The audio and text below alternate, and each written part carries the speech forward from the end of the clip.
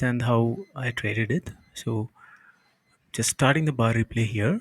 Now we can see that the first candle itself was a big negative candle, right?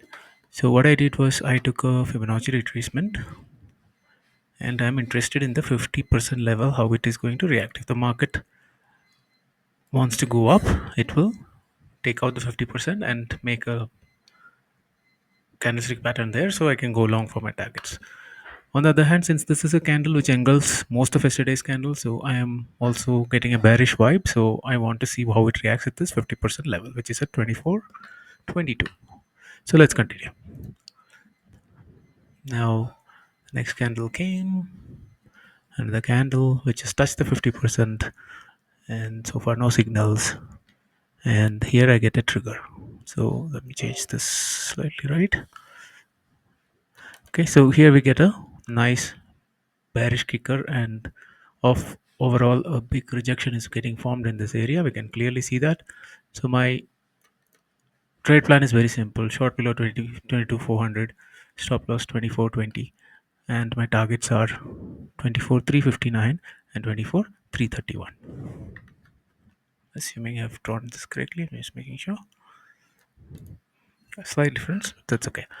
So let's see what happened then. Then the very next candle, it triggers the short and goes near the first target, didn't quite achieve it, and then it achieves all the targets, and it is going below and towards the targets that I had mentioned in the morning video of 24 to 80 and 24 to 40. So what I've done is I've done covered half my position. My stop loss is going to be 24,381 from here on, which is a cool 20 points below my entry itself, and I've booked most of my position at 24,332.